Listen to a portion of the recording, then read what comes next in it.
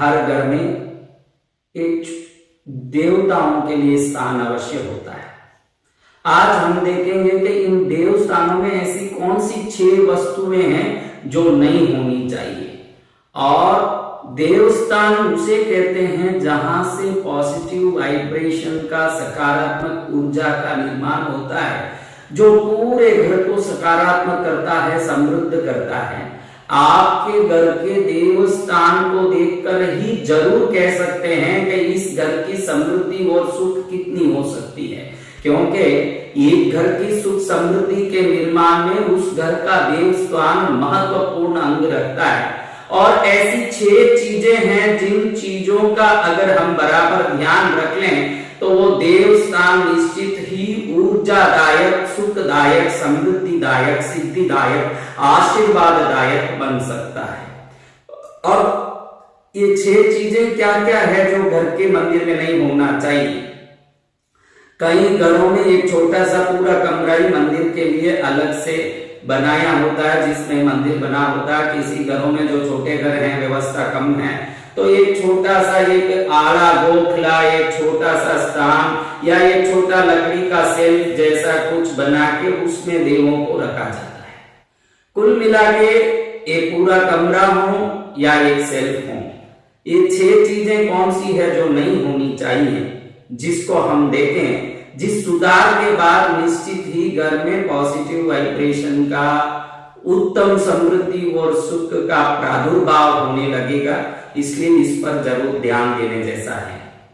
Number 1, सबसे पहले कोई भी तस्वीर या मूर्ति हो आपकी पूजा में हो, वो कोई भाग से खंडित नहीं हो। अगर फोटो हो तो उसका फ्रेम या कोई भी कोने में टूटा हुआ, फटा हुआ हो तो उसको बदला के नया रखें। और मूर्ति भी कहीं से खंडित नहीं हो।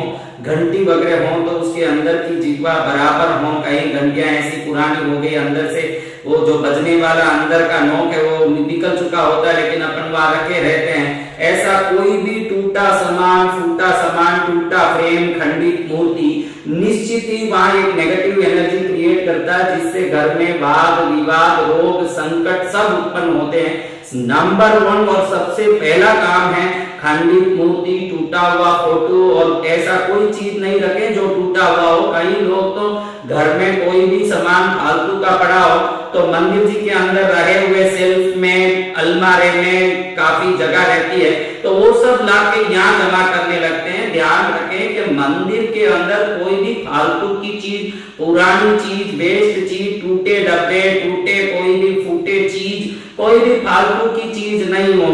बिल्कुल व्यवस्थित शुद्ध मंदिर हो और खाली माचिस का डब्बा, कोई भी ऐसा कोई चीज वहां नहीं रखें जिससे उस मंदिर से नेगेटिव एनर्जी क्रिएट हो। ये सबसे पहले जरूरी है। नंबर 2, कई लोगों को आजकल एक शौक चढ़ चुका है कि घर में मूर्तियां लाके रखने की और उसकी भक्ति करने की। लेकिन ध्यान रखने जैसा है कि मूर्ति अगर आप रख रहे हैं तो उस मूर्ति की पूजा का संपूर्ण विधान आपको ध्यान हो और निश्चित कम से कम रोज 5 प्रकार की पूजा कर सकें। चंदन, पुष्प, धूप, दीप, नैवेद्य, 5 पूजा कर सकें तो ही मूर्तियों को रखें। अगर आपको मूर्ति रखने की शौक है लेकिन आप पूजा विधिवत नहीं जानते हैं तो एक अंगूठे प्रमाण की मूर्ति आप रख सकते हैं, जिसमें आप आपकी इच्छा अनुसार धूप दीप करें तो भी चलता है। उससे ऊपर की कोई भी मूर्ति हो तो उन मूर्तियों की निश्चित ही चंदन पूजा, पुष्प पूजा, धूप पूजा, दीप पूजा और नैवेद्य पूजा, ये 5 पूजाएं होना अत्यंत अनिवार्य है। जिनसे ये सब करने बन पड़ रहा हो वही मूर्तियों को रखें, वरना आप जिन इष्ट को मानते हैं उन सबका तस्वीर फ्रेम में बनवा के बढ़िया से छोटा सा रखें, जिसका आप रोज धूप दीप पुष्प आदि पूजा यथाशक्ति आप कर सकते हैं। नंबर 2 ये है कि भाई हम यथासंभव मूर्ति पूजा की पूरी जानकारी हो और मूर्ति पूजा करने जैसी हमें क्षमता हो, हर दिन पूजा होती हो तो ही मूर्तियों को रखें, वरना चित्रपटों से, फोटो से ही घर में पूजा करें। अगर मूर्ति रखना ही है तो अंगूठे प्रमाण तक यानी अधिकतर 3 इंच तक की मूर्तियों को रख सकते हैं। ये दूसरा। नंबर 3, तीसरा पॉइंट, जो मंदिर का कमरा है आपका उस कमरे में एक भी जाला नहीं हो। अगर आपके घर के मंदिर में जाले लटक रहे हैं या आप जो मंदिर का छोटा सा शिल्प बनाए हैं, स्थान बनाए हैं, उस स्थान के अंदर जाले लगा हुआ है, कचरा या धूल मिट्टी लगी हुई है, तो निश्चित ही उस घर में विवाद और रोग का उत्पत्ति अवश्य होता है। इसलिए घर के मंदिर को शुद्ध रखें, पूरे घर को तो शुद्ध रखना ही चाहिए, पूरा घर ही हमारे लिए स्वच्छता का स्थान होना चाहिए। मंदिर तो पूर्ण रूप से बगैर कोई जाला कचरा कोई कंकट बिल्कुल शुद्ध होना चाहिए और ये शुद्धि के बाद ही लाभ होता है। इसलिए घर के मंदिर के कमरे में कभी जाला नहीं हो, मट्टी नहीं हो। इस प्रकार से कई घरों में मैंने देखा है कि जो वो घर में देवता रखते हैं, एक लाल कपड़ा या कुछ बिछाया होता है उस पर रखा है, साल में एक बार साफ करते हैं और जब तक धूल कचरे में सनी होती है वो स्थान, ऐसे कई स्थान मैंने देखे हैं। आप मंदिर घर को स्वच्छ रखेंगे, आपके देव स्थान को स्वच्छ रखेंगे, तभी वहां से देव शक्ति की कृपा पूरे घर में फैलेगी। ये बहुत ही अनिवार्य, बहुत ही जरूरी चीज है। चौथा है, कई लोग रोज पुष्प पूजा नहीं करते हैं। रोज पुष्प पूजा करें तो बहुत अच्छा है। अगर आप धूप दीप तक कर रहे हैं तो इतना ही लाभ आपको मिलेगा जितना आप सेवा कर रहे हैं। कई लोग ऐसे हैं जो कोई दशहरा के दिन, नवरात्रि के दिन, अक्षय तृतीयों के दिन, होली के दिन, कोई विशेष दिनों में फूल चढ़ा देते हैं। अब वो फूल चढ़ा दिया, वो फूल सूख के वहीं पड़ा हुआ है। कभी अगली बार फूल चढ़ाना होता है तभी वो फूल को उठाते हैं या जब फुर्सत मिले तब 8-15 दिन बाद उस पुष्प को उठाते हैं। चौथी और अनिवार्य बात ये है कि कोई सूखा पुष्प मंदिर में ना हो। जैसे जैसे पुष्प सूखता है उसके अंदर रहा हुआ जल तत्व, आकाश तत्व, प्राण ऊर्जा समाप्त होकर के उसमें से नेगेटिव तरंगें उत्पन्न होने लगती है। जो पुराने बासी फूल और सूखे पुष्पों को मंदिर से हटाए बगैर रखे रहते हैं, उस घर में भी सुख समृद्धि की कमी रहती है। इसलिए सूखी चीजें, बासी पुष्पों मंदिर में नहीं होना चाहिए। फूल चढ़ाया, अगले दिन सुबह जरूर उसको पूरी तरह से साफ करके मंदिर को एक बार साफ कर लें, ये जरूरी है। 5वां, कई घरों में रोज नैवेद्य नहीं चढ़ता है मंदिर में। अगर रोज नैवेद्य गरम गरम चढ़ाते हैं और उसमें से भाप निकलता है, लापसी चढ़ाते हो, खीर चढ़ाते हो, कुछ भी, तो वो गरम गरम भाप निकलता है तो कुल देवी को, इष्ट देवताओं को बहुत प्रसन्न करता है। और कोई कोई कभी कभी त्योहारों के दिन नैवेद्य चढ़ाते हैं और हमने कई घरों में ऐसे देखा कि खीर चढ़ाया, लापसी चढ़ाया, रख दिया, फिर 3 दिन 4 दिन तक वो खीर लापसी सड़ के गंध रहा है, उसके बाद ही वहां से उसको हटाते हैं। कई लोग तो भूल ही जाते हैं इन सबको उठाने।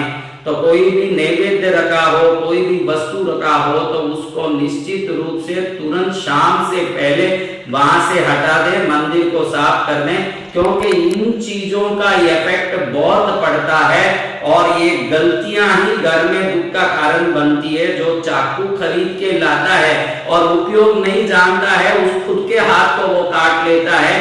इसलिए चाकू खरीदने वाले को जितना चाकू के उपयोग का ज्ञान होना जरूरी है, देव पूजा करने के इच्छुक लोगों को देव पूजा का ज्ञान भी बहुत जरूरी है। तो हमने देखा कि 5वें में नैवेद्य बासी पड़ा ना हो, कोई भी फल हो, कोई लापसी खीर पूरी हो, वो पढ़ के पूरे स्थान में गंदा बास रहा है, बाद में उठाएं, ये गलती नहीं करें, उसको तुरंत उठा के साफ कर दें। 6ठा और आखिरी बात है कि आजकल घरों में ये फोटोओं पर, मूर्तियों पर ये सीरियल लाइटों का, ये छोटे छोटे लाइट जगमगाते लाइटों को डाल के डेकोरेशन करने का एक नया पद्धति है। मैंने कई घरों में देखा कि अपने घर के मंदिर में फोटोओं पर भी ऐसे लाइट लगा देते हैं जो करंट से जलता है, इलेक्ट्रिसिटी से जलता है, मूर्तियों पर भी डाल देते हैं, खूब सजा देते हैं, सोचते हैं कि सुंदरता है। आपको बता दूं कि एक घी का या तेल का दीपक से जो रोशनी निकलता है वो देवों के शरीर को प्रकाश देने वाला बनता है। वो देव शरीर जिससे प्रकाश निकल के खत्म हो रहा है, उस प्रकाश को पुनः भरने में जो दीपक काम आ रहा है, इसीलिए वो दीपक देवों पर हमारा एक आराधना का बल देता है, बदले में देवता हम पर शक्ति देते हैं। ये दीपक प्राकृतिक रूप से देवों का आशीर्वाद देने वाला बनता है। और ये जो आप जगमगाते लाइटें डाल रहे हो, ये फोटो पर सब डाल रहे हो, इस पर से विद्युत निकलता है तो वो देव शक्ति पर जाके प्रहार करता है। और जो मूर्तियों पर, फोटोओं पर इस प्रकार के लाइटों से डेकोरेशन करते हैं वो जरूर घर में नुकसान पाते हैं। उससे कहीं ना कहीं रोग, विवाद, संकट उत्पन्न होता है। अगर आपको डेकोरेशन करना है तो घर के मंदिर के ऊपर भाग में, दरवाजे पर, बाहर आपके जो सेल्फ है देवों का या कमरा है उस पर कर सकते हैं। जो पूजा कर रहे हो उन्हीं फोटो पर या मूर्तियों पर लाइटें डाल करके सजाने से निश्चित ही देव कृपा की कमी हो जाती है। इसलिए छठे कारण में ये सब चीजें ना करें तो बहुत अच्छा है। ये 6 चीजें, नंबर 1, कोई बेछेद वाला खंडित फोटो या मूर्ति नहीं हो, इसका पूरा ध्यान रखें। नंबर 2, किसी भी प्रकार से बड़ी मूर्तियों की पूजा करनी हो, जानते हो कि हम अभिषेक कैसे करें, चंदन पूजा कैसे करें, पुष्प कैसे चढ़ाएं, धूप दीप नैवेद्य फल कैसे चढ़ाएं और 100% रोज कर सकते हो, वही ये मूर्ति पूजा और साधना करें। तीसरे में घर उस स्थान पर कोई जाला कचरा नहीं हो।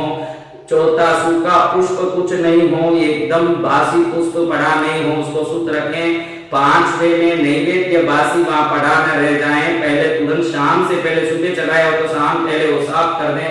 6ठे में ये जो electric bulb light, serial lights वगैरह आए हैं उससे मूर्तियों को, फोटोओं को नहीं सजाएं, क्योंकि घर घर में आजकल इसकी प्रथा शुरू हो गई है कि नवरात्रि आई, दिवाली आई, हम सीधे मूर्ति, फोटो पर सब लाइटें लगाने लगते हैं। देवों पर ये विद्युत की लाइटें नहीं डाली जाती है, उनकी दीपक धूप से पूजा होती है।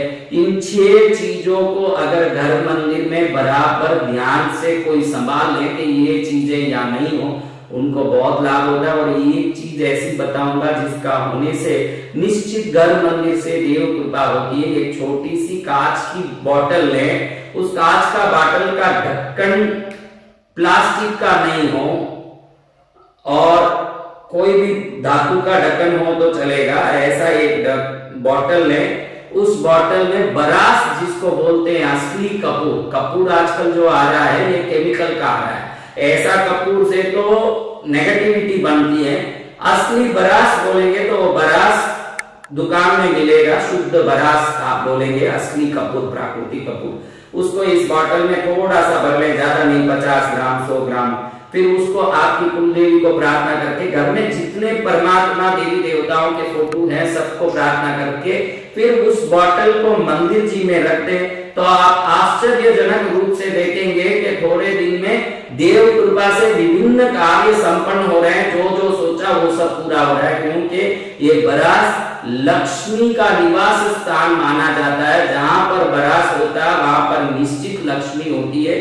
तो मैंने 6 ऐसी चीजें बताई है जो मंदिर में नहीं होना चाहिए। एक बरास जो बताया है, निश्चित वो मंदिर में रहने से विभिन्न प्रकार की नेगेटिव ऊर्जा को समाप्त करती है, विभिन्न प्रकार के दोषों का निवारण करती है और घर में सुख समृद्धि का प्राकट्य करती है। इन चीजों का बराबर ध्यान करके आप घर मंदिर से विभिन्न कृपा और समृद्धि, सुख, आनंद, आरोग्य प्राप्त करें। यही मंगल कामना, जरूर आप इसका लाभ लेंगे ऐसे विश्वास करता हूं।